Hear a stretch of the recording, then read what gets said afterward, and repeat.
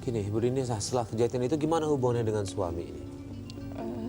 Pernah coba untuk kasusin sampai ke perceraian, cuma suami saya tuh entah kenapa minta rujuk gitu. Minta rujuk, nggak mau cerai dia? Nggak mau, mohon-mohon gitu. Dan saya mikir saya masih punya 2 anak, apalagi anak saya itu selalu bilang papa mana gitu, kangen papa gitu, kok papa nggak pulang-pulang.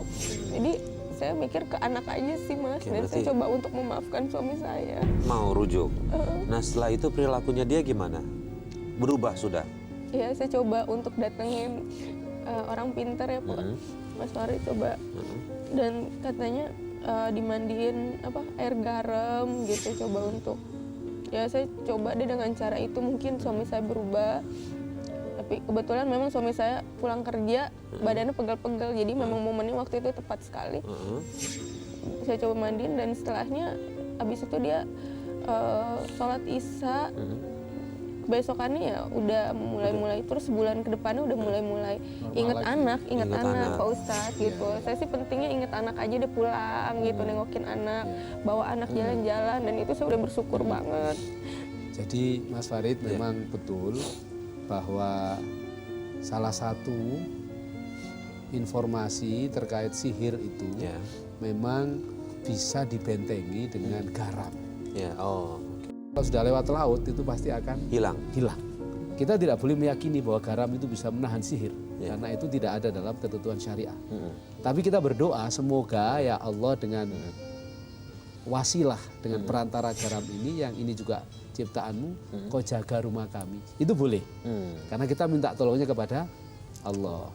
Tetapi yang paling utama dan paling bagus kalau kita mau menahan sihir atau melawan sihir, yang sekarang dialami Mbak Dini, yang masih khawatir, sholat aja ya rajin, baca wirid. Mbak Dini tidak usah khawatir lagi, mulai besok kalau suami sudah kembali dengan kesadarannya, ingat sama istri, ingat sama anak, ya jaga terus komunikasi, sholat bersamanya, lalu baca wiridnya, ayat kursi, ditambahi suratul Fatihah. Ya, jadi mau bikin jamu, mau bikin susu, mau bikin apa, bacain Fatihah. Ya, habis itu disebul tamu. Ibu Dini, orang pintarnya itu ustadz atau mohon maaf dukun atau apa? Pendekatannya maksudnya melalui apa? Orang pintarnya itu guru ngaji sih Pak. Alhamdulillah, syukurlah kalau gitu. Artinya perempuan, pendekatannya pendekatan agama ya, gitu ya, bukan melalui pendekatan yang logis-logis yang dia pikir bisa. Maksudnya gini Pak Ustadz, pertanyaan saya adalah jangan balas ilmu hitam dengan ilmu hitam lagi gitu yang saya. Ya syukur alhamdulillah kalau gitu dari itu. Nah setelah itu berarti dia sebulanan kemudian sadar ya, udah mulai kangen anak. Sampai sekarang masih atau gimana? Ada pengaruh lainnya? Masih tetap ke anak sih sampai masih sekarang. tetap ke anak, masih suka ke istri. Nah, Mbak Dini sendiri masih sakit, iya. Kadang suka setiap malam Jumat itu berbarengan. Jadi saya kalau suka ngeliat kalender gitu, setiap malam Jumat Kliwon jaga-jaga gitu. Jangan!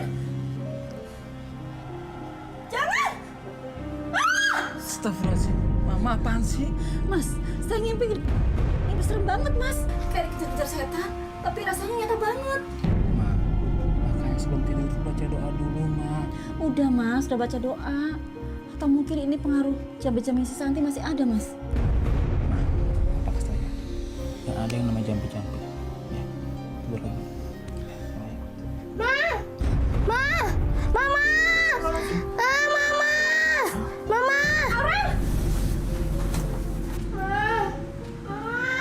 Astagfirullahaladzim, Aurel. Aurel. Kamu kenapa nak? Ya Allah Mas, badan Aurel panas banget Mas. Tunggu, Ma. Perasaan di sebelum tidur gak kayak gini, Ma, panasnya. Iya, makanya Mas. Oh iya Mas, ini hari apa Mas? Sekarang sih Kamis malam, Ma. Nggak salah lagi Mas. Setiap malam Jumat pasti ada kejadian aneh kayak gini Mas. Kalau nggak terjadi sama aku, sama Aurel Mas. Ya Allah, lindungilah keluarga kami ya Allah.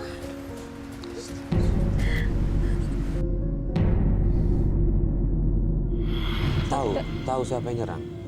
Ya saya menduga ya perempuan itu, karena dari kasus pemukulan itu, dan dia tahu kita rujuk lagi bahkan dia ngajakin nikah ulang gitu sampai suami saya dan dari situ tuh udah mulai mendekati normal lah ya Pak Ustadz. Cuma ya setiap malam Jumat itu masih sama gitu. Istri atau selingkuhannya itu sudah pisah berarti. Iya, Karena jadi gini, ini masih satu kantor. Masih satu kantor Pak Ustadz. Cuma dan sudah pasti nggak mempan komunikasi. ke suaminya, dia sekarang nyerang ke istri dan anak-anaknya nih Pak Ustadz. Nah artinya Saya khawatir. sama suaminya Mbak Dini sudah tidak lagi Tidak ada hubungan mereka. Hubungan berarti si perempuan itu. Ya sama bukti sih nggak ada ya Pak Ustadz ya. Cuma masih ada khawatir aja karena sudah apa ya satu kantor gitu. Belum menikah perempuannya itu ya? Sudah pernah menikah cuma divorce ya, gagal. nggak pernah. Dari sekarang dapat info dia alhamdulillah sih sudah berhijab. Semoga aja berubah. Amin. Ya kita doakan. Ya, Jadi Mbak Dini memang selain membentengi diri, saya kira doakan kepada Allah semoga perempuan itu dibuka hatinya dan sadar. Iya. Karena kalau kita balas dengan kemarahan dan kebencian Mas Farid, Iya. capek di kita. Betul. Tapi kalau kita doakan ya Allah semoga perempuan yang mengganggu suami saya kau buka hatinya sehingga dia berhenti tidak lagi mengganggu. Mungkin akan menjadi lebih baik. Dan untuk yang setiap malam Jumat Kliwon itu Mbak Dini tidak usah khawatir lagi sekarang. Ya. Cukup setiap mau malam Jumat Kliwon undang tetangga yang ada untuk ngaji Quran bersama. Ya, ngaji Quran bersama atau kalau misalnya tidak ada budget, tidak ada biaya, ya Mbak Dini sama suami. Keluarga inti ya Ustadz. Keluarga inti. Udah bacain ayat kursi aja. Berapa banyak Pak Ustadz? Sebanyak-banyaknya. Minimal 50 kali. Minimal 180 kali. 50 kali itu sejumlah ayat dari ayat kursi itu. Kalimatnya, kata-kata itu ada 50 kata. Dibaca itu. Atau sejumlah hurufnya 180. Baca aja. Lalu setelah itu berdoa kepada Allah, ya Allah, saya memohon kepadamu dengan keagungannya ayat kursi ini ya Allah. Kami berlindung padamu dari segala macam godaan syaitan yang terkutuk termasuk dari sihir, dari orang-orang yang iri, dengki dan zalim kepada kami. Insya Allah. Amin. Nah sekarang mengetahui ini keluarga dari suami itu yang kemarin-kemarin mertua nganjurin untuk cerai, itu gimana sikapnya sekarang? Ya mungkin udah mulai sadar juga Luluh karena juga. Lulu anaknya udah lebih merhatiin saya dan cucu-cucunya. Seperti itu sih Mas Farid. Nah, syukur alhamdulillah berarti sekarang udah mulai membaik. Nah terakhir yang masih mengganjal di Bu Dini itu apa ya selain kekhawatiran yang serangan tiap malam Jumat itu? Ya rasa khawatir aja, masih trauma, takut terulang lagi aja Mas Oke, Farid. ini Pak Ustadz udah pasti nih ibu-ibu di rumah yang mungkin punya kasus sama dengan Ibu Dini, dia khawatir suaminya akan mengulangi perbuatannya. Nah, amalan dan doa apa nih yang bisa ngebentengi dia dan juga bisa menjaga suaminya di luar nih, Pak Ustadz? Para pemirsa ANTV dimanapun berada, hidup kita ini memang tidak akan pernah lepas dari godaan dan ujian. Maka cara terbaik agar kita terbebas dari godaan dan ujian itu adalah dengan berlindung kepada Allah Subhanahu wa taala. Menyandarkan kehidupan kita sepenuhnya kepada Allah dan senantiasa meminta pertolongan kepada Allah Subhanahu wa taala. Bagaimana cara agar kita mampu sambung wusul dalam meminta perlindungan kepada Allah? Kita ikuti sunnahnya Rasulullah. Kita selalu membaca ta'awudz. Jadi Mbak Dini dan ibu-ibu, bapak-bapak, para pemirsa Tawakal ANTV dimanapun berada, jangan pernah kita lupa setiap pagi, setiap sore, setiap saat dan waktu membaca a'udzubillahi minasyaitonirrajim atau a'udzubikalimatillahi tammati min syarri ma khalaq atau a'udzubillahi as-sami'il alimi minasyaitonirrajim. Ini ta'awudz. Kalimat yang langsung dicontohkan oleh Rasulullah dalam kita meminta perlindungan. Setelah itu apa? Kita berbanyak membaca sholawat. Karena sholawat itu bisa menetralisir apapun. Dalam satu hadisnya Rasulullah SAW, beliau bersabda, barang siapa yang membaca sholawat 100 kali, baca sallallahu ala Muhammad sallallahu alaihi wasallam 100 kali saja, maka qadallahu lahu hajatahu mi'ata hajatin. Allah akan memenuhi hajat orang itu sebanyak 100 hajat. Salasina fid dunya wa sab'ina fil akhirah. 70 hajat di akhirat, 30 hajat di dunia.